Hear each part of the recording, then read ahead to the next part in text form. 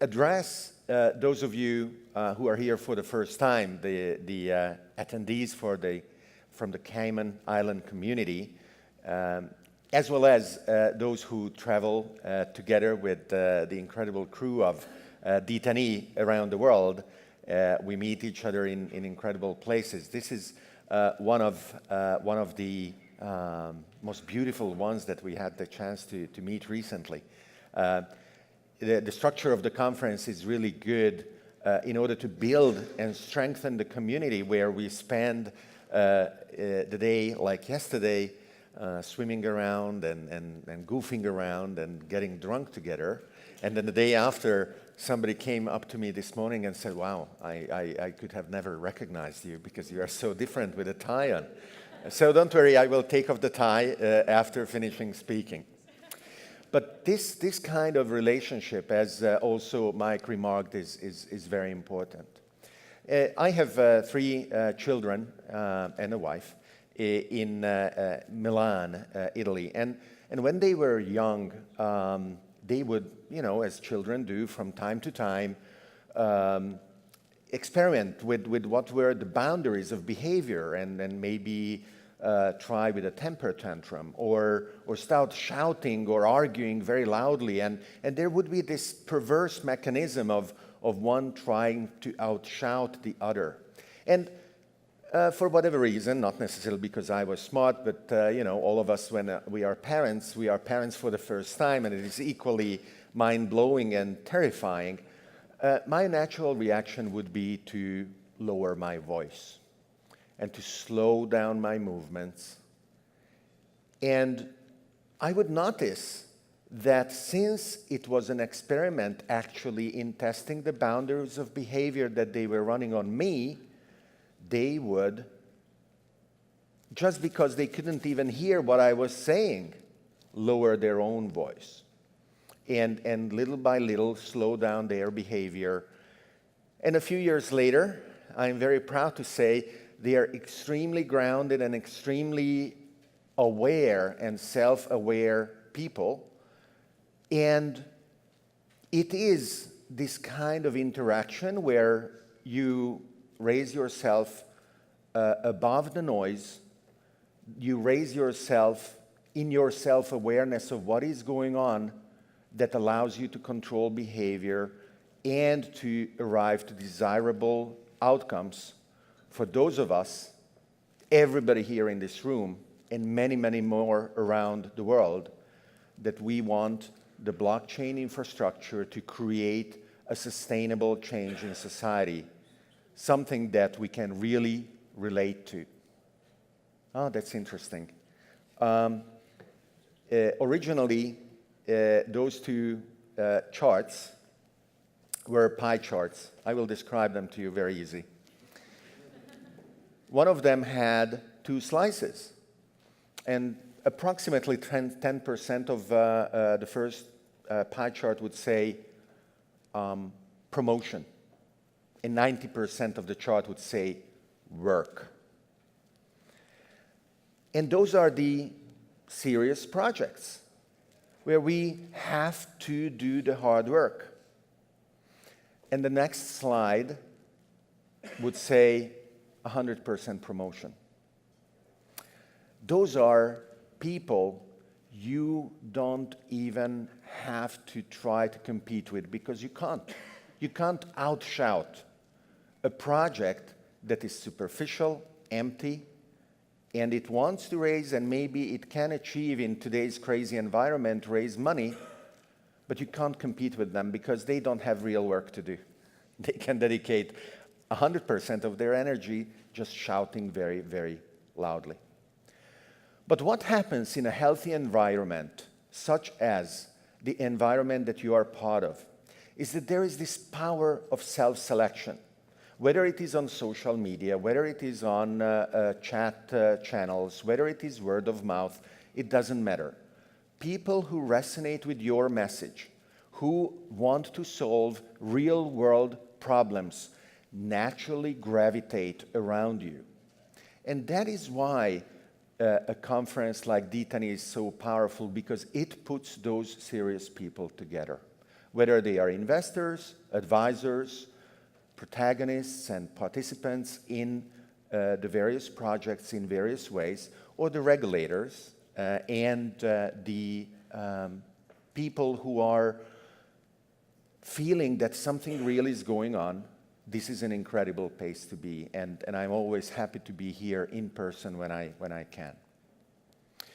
But one of the reasons why Mike and his team welcome me back is because my objective is to give a broader context of what is going on and why.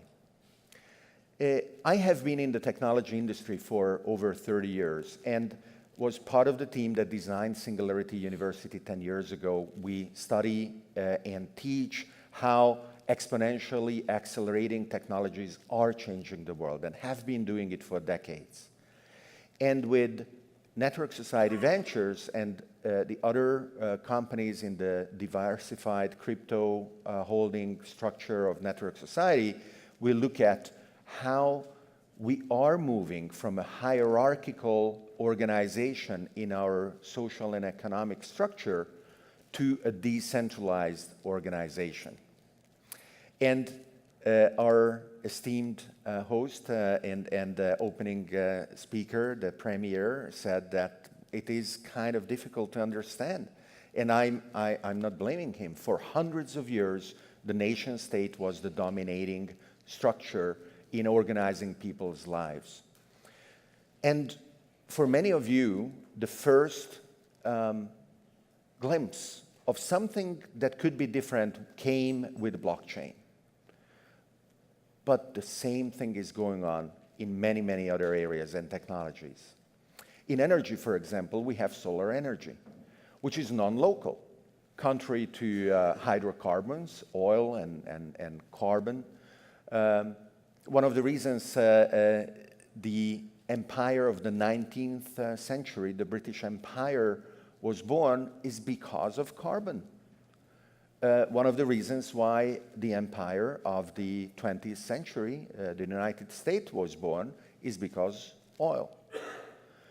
But the sun is everywhere. And actually, even where there is no sun or very little, like in Norway, 6 months out of the year it's dark, you can count on the power of blockchain with a project like Sun Exchange, where I've invested, where people install solar panels and the yields of those panels are streamed via blockchain payments all over the world. Isn't that incredible? What an equalizing, inclusive, completely different structure. 3D printing, manufacturing, the physical structures we build in the world, the power of delocalizing and decentralizing human ingenuity, which turns into physical objects. With Wealth Migrate, which is a platform, also one of my investments, where you can participate in global commercial real estate at a level that doesn't require a family office of $100 million with a team of $1 million of a cost per year. With $100, you can be part of this revolution. Hydroponics, urban gardening, vertical gardens, even stuff that belongs literally to science fiction, but we are living in a science fiction world today, like synthetic meat, that is going to increase the variety, decrease the use of pesticides and the use of water and soil and the pressure on our environment, while feeding with a level in the culture and the enjoyment of food equal to Michelin two-star restaurants, everybody on the planet. Personalized health, peer-to-peer learning, the technology of finance, which we are powering, with the ideas reverberating on every continent that are now being powered by financial innovation and an investment of capital flows that is radically different than not what has been happening 20 years ago with the first internet boom in Silicon Valley.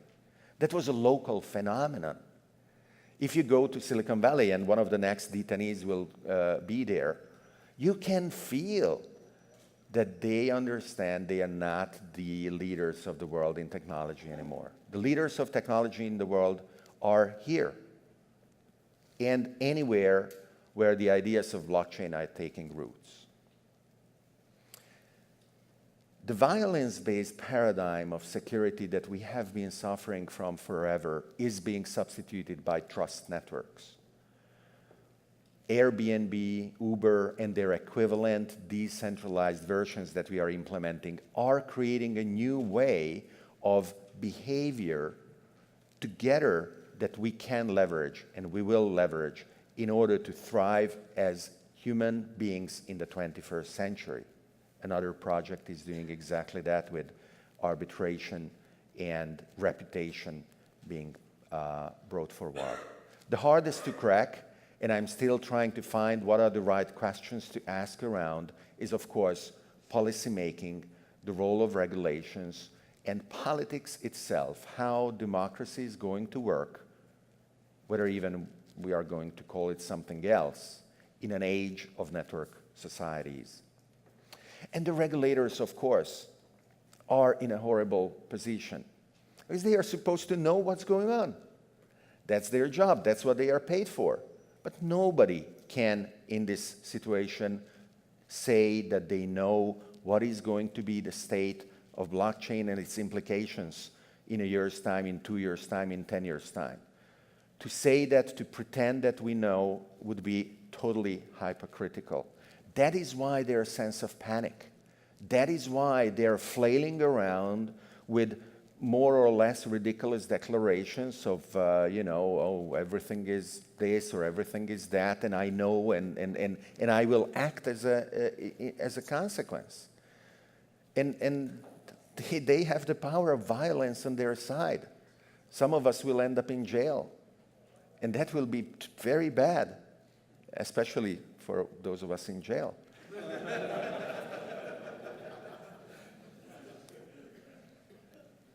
But when you look at the broadest context, which I am describing to you, you realize all of this is unstoppable. So it is not a question of being able to set up the barriers against the future. It is a question of embracing the future to understand what are the tools, what is the tool set that we can use overcoming this. Of course, in a frenetic evolution. If it was the case that we would say, hey, an internet year is 3 months now, a blockchain year is 3 weeks, or maybe less. And the new organizations that we are creating are going to empower people. They are going to emancipate through learning, giving dignity to billions, and creating communities that are worthy of the name 21st century civilization. That is your choice. That is the choice that you have made by being here, of being part of this. Thank you very much.